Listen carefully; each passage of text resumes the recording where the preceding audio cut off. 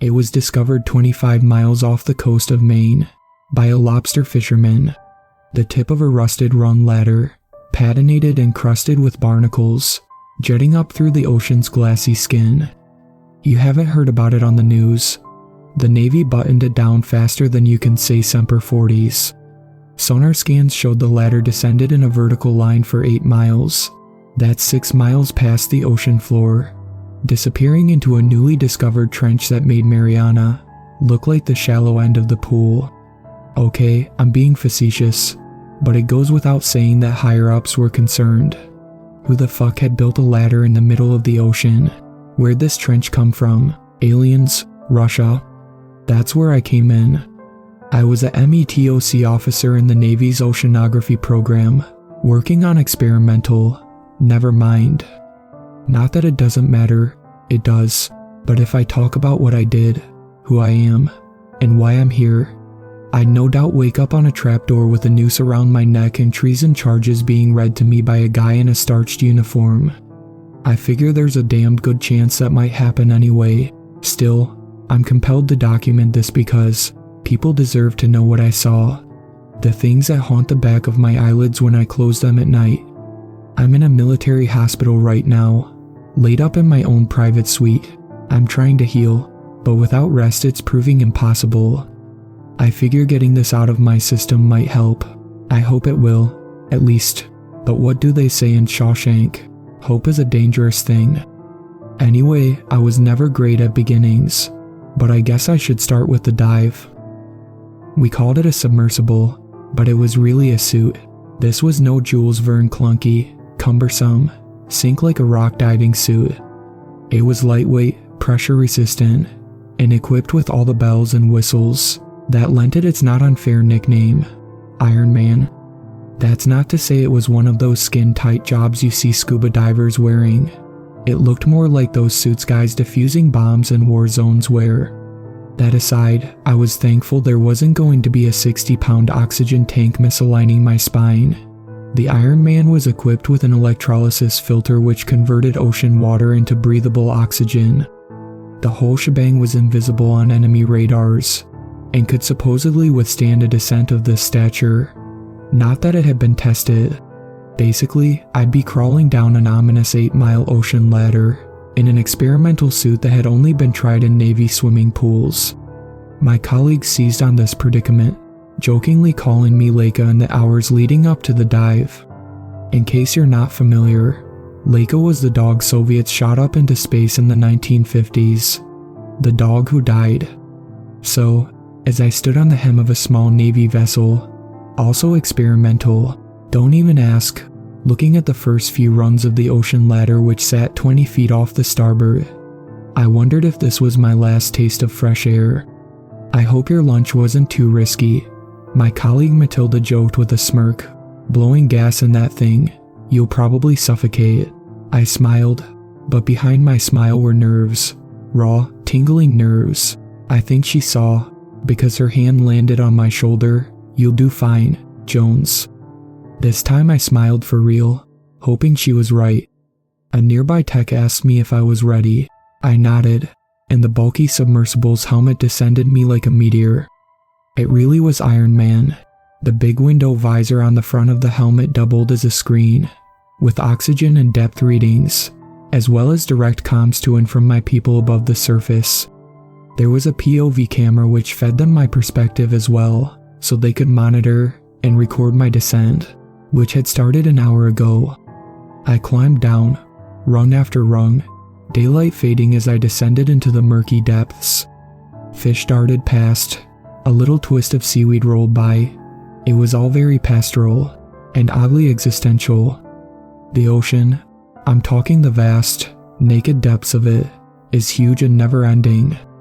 Look both ways and you see nothing but bluish-green water and swirling walls of sediment, a reminder of how incredibly small and inconsequential you are. It never much bothered me, until the climb. Now I'll never touch ocean water again. You alright, Jones? Matilda's voice in my ear. Yeah, hon, I'm hunky fucking dory. My deltoids are screaming. Should've put in those hours at the gym. Where the hell are those taxpayer dollars going if you don't look good on a recruitment poster? I felt a smile creasing my face. The budget we got, they use models for that kind of thing. What? You're telling me that strapping young stud saying forged by the sea isn't a real seaman? What the hell did I join up for? I laughed. Sheesh. If I'd known I'd get this much one-on-one with you, I'd have put on Iron Man a long time ago. I'm here too. Bradley's voice. Imagine a drone operator, a gangly, pimply kid raised on Call of Duty. That's Bradley. What do they say about 3 being a crowd? I asked. They say you're closing in on 500 meters. Bradley said. Jesus, already. I looked around. It had gotten darker. The ocean around me fading into a deep dark blue that bled into a murky cloud. I double-checked my tether. Secure. It was a thick steel cable feeding through a pulley, a thing on rollers, about the size of a brick, which ran along the right outer bar of the ladder. The tether was there, in case, for some reason, I lost my grip on the narrow rusted rungs. Because if that happened, well, anyone seen Gravity? I shuddered at the thought of sinking down and down with nothing and no one to save me. How's breathing? Matilda asked. I smiled at the concern in her voice, looked up at the little black eye on the top right of the visor, a camera pointing down at me. I could, in theory, see them too, had they decided to beam some footage onto my visor screen. But this was no time for screwing around, and my visor was filled with numerical readings. On the left side sat a little map detailing the ladder and my position, a red dot on it. I had barely made a dent. Just fine. Darling. The reason we weren't using a pod submersible, a single-man coffin connected to the above by a steel cable, was because I was on the lookout for any markings that might be etched into the ladder's metal skin, anything to denote its origin. So far there had been nothing but barnacles, a crab exoskeleton, and a thick clump of algae. When can I ladder slide? Or can you throw a movie up on my screen? This is getting tedious. I was half joking, but not really. It was boring as hell, one rung after the next. To make the descent faster, I was going to ladder slide, hands cupped around the outside rails, feet on the outside for brakes, but I couldn't do that until I hit certain water pressure. Some geeky nonsense about how it would be easier to control the descent. The tether would not be a problem there. The pulley was built to eat through rocks, and had been satisfyingly crunching through barnacles the whole way down. Once you hit 1,000 meters, Bradley's voice. You guys picked that number out of a hat. The deeper you go, the greater the pressure bearing down on you is.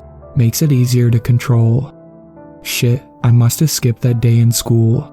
I joked. It was in the orientation, Bradley said, not trying to hide his irritation.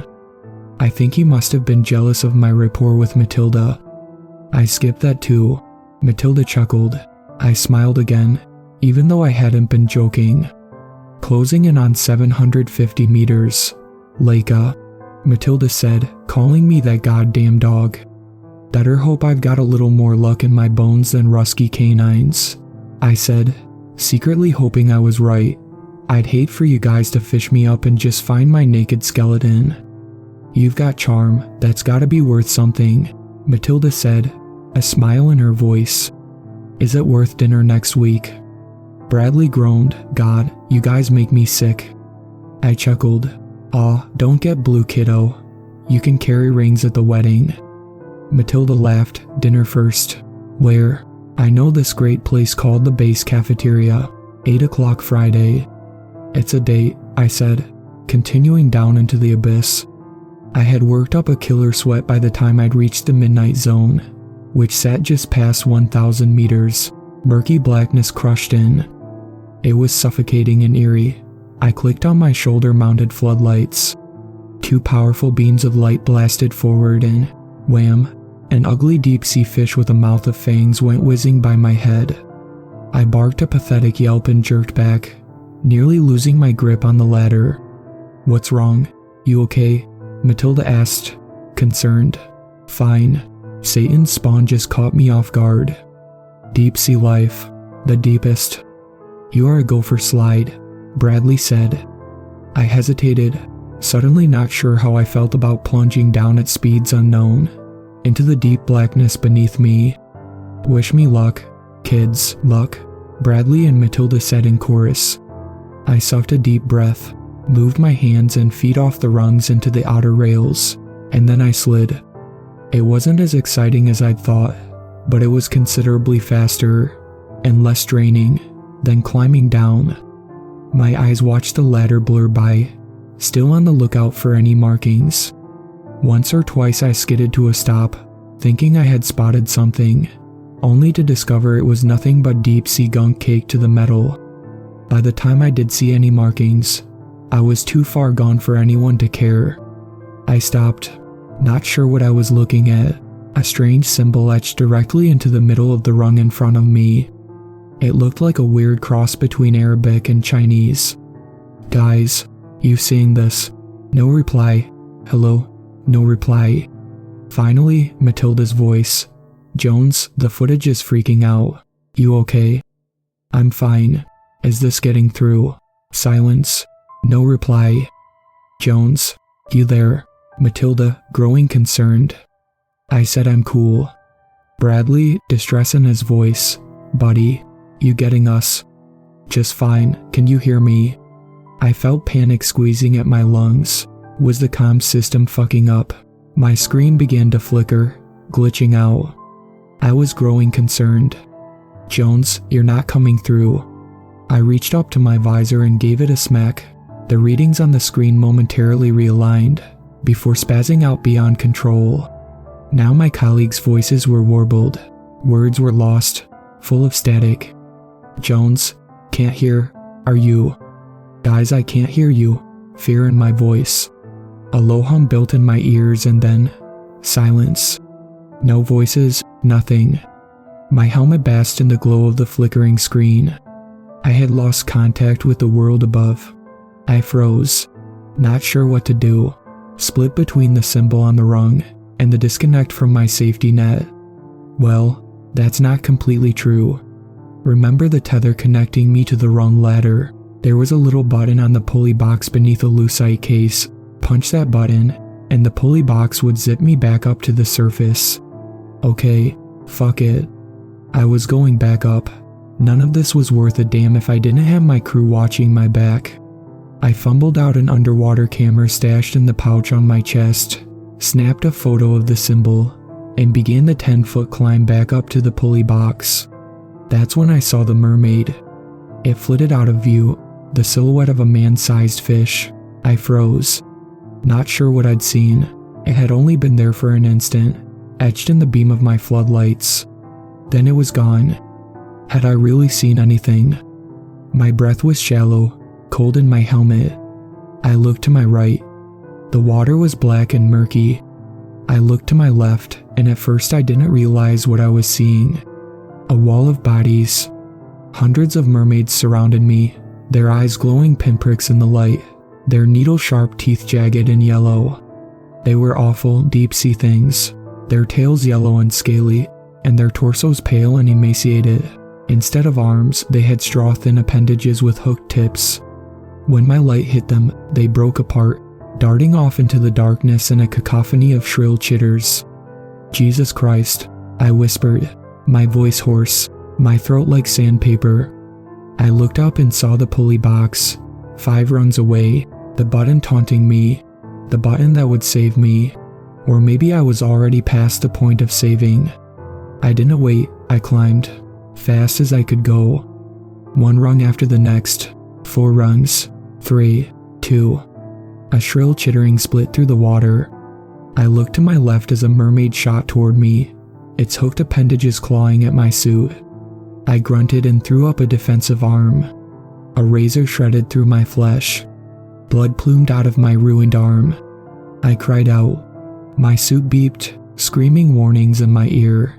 The fabric instantly sucked together, automatically sealing the breach as the mermaid flew off and in came another. I threw the button box on the pulley open, about to slam it down when a freight train barreled through my midsection. The horrible twisted face of the mermaid filled my visor. It had torn me off the ladder. I floated, entangled with this awful creature. Its gills undulated as it chittered in my face, a great ear-shredding sound that cut a bolt of fear through my stomach like an icy dagger. I grunted and jammed my fingers into its gills, hating the way its flesh crackled as I twisted. Now the mermaid was struggling out of my grip. I was winning, then I wasn't. Something pounded into the ladder, jarring the pulley box, and something else hammered into my back. It was like being caught in a trash compactor, a dozen of these things crushing in on me. I screamed, flailed, fought for my life.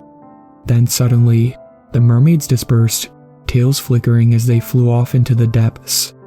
I was alone, completely alone, floating through the water, 15 feet from the ladder. I assessed the damage. My suit was mostly okay, except for my arm. Blood plumed through the fabric, funneled out and into the ocean. Each section of Iron Man was isolated, so if one part got damaged it wouldn't compromise the integrity of the whole outfit. So water wasn't flooding my helmet, yet. It very well could be soon. There was a crack in my visor. I quickly reeled myself in, closing in on the ladder and the pulley box, which was my last and final hope. Then I saw it. My heart sank, my stomach dropped. The pulley was nearly hanging off the ladder's rail. It was close to breaking off. If that happened, I'd simply drift, fall, die in this oppressive darkness. I moved slowly, surely, reeling myself in on the cable which rattled the box with each pull. I was lassoing the excess cable around my elbow as I went. My hands reached out, fingertips skimming the rung ladder. That's when I saw the shark. At first, I thought it may have been a mountain that slid off land sometime long ago, left to float these murky depths eternally. But no, it was a shark, the biggest living thing I'd ever seen in my whole life. It must have been twice the size of a Boeing 747. A great pale monster outlined in my floodlights, eyes as big as swimming pools. Its mouth. I couldn't bear to think what might be in its mouth. Oh my god, but that didn't seem to be enough. Oh my fucking god. It filled my horizon, moving closer. I was paralyzed by fear, my heart jackhammering my ribcage like a manic construction worker. My hands reached out for the ladder, grabbed a rung, started to pull myself up.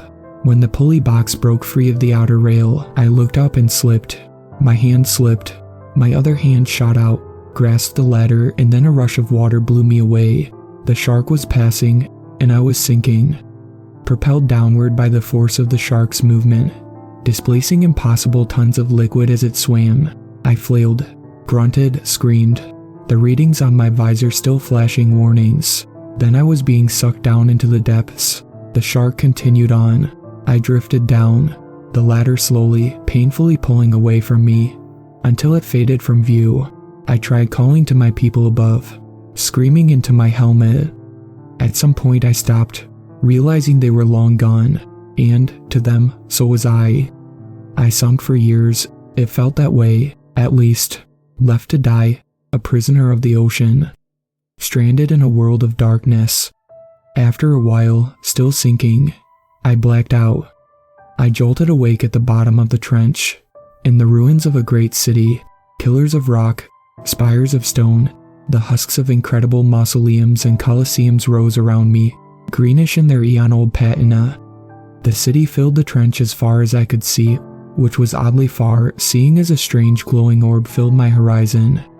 It was an impossible sun, a green ball of light, pulsing and bubbling with heat, hovering off in the distance, bathing these alien depths in ethereal light. I stood up. A thin tendril of blood trailed up through the fabric from the gash on my forearm. I knew it wasn't a mortal cut, but it was nasty and left me feeling woozy. I cinched it tight with a Velcro strap and looked around. There was nothing but dead buildings stretching endlessly. Ugly deep-sea fish cut through vacant windows and doorways. I wandered the city for a while, looking for signs of life or any vestiges of the ladder that had brought me here. I found neither. I walked for a while. Hours, days, maybe. I slept some. I awoke and walked more. Time must have worked differently down there, The atmosphere felt languid and disorienting. I'm not sure how long I spent wandering.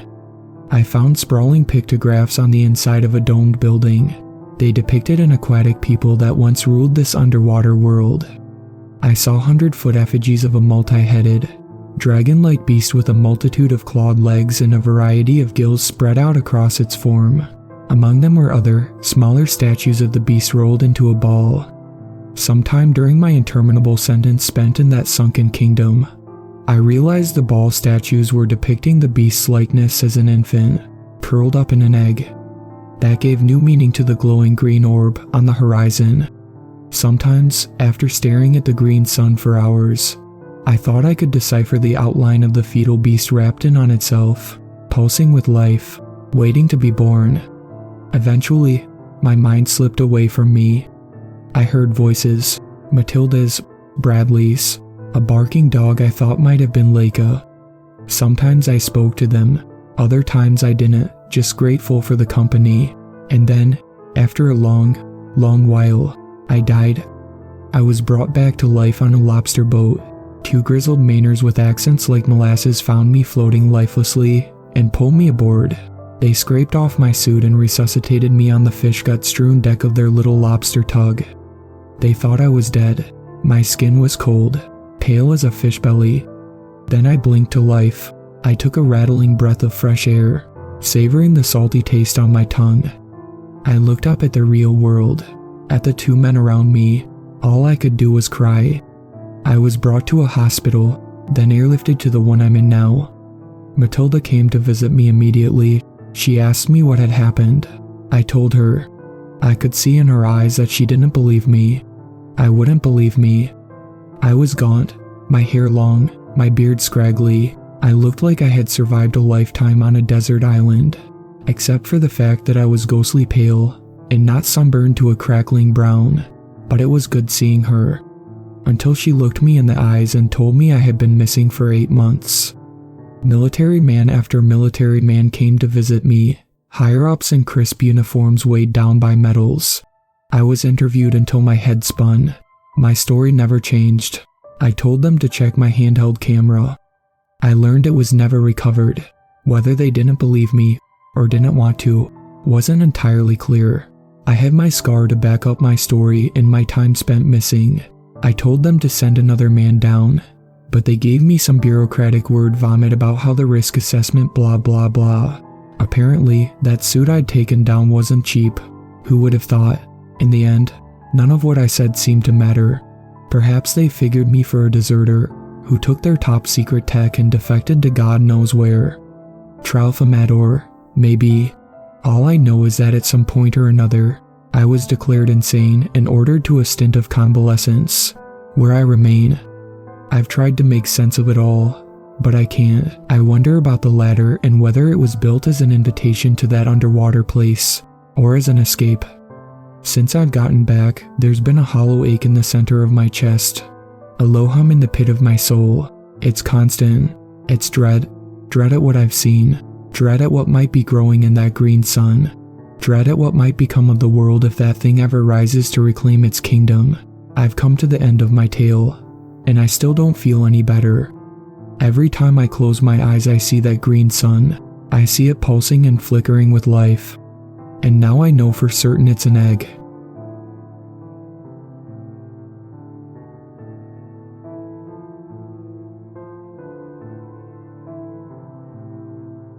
Thank you to my superfans, Sweet Black Swan, Tacy, and Brooklyn.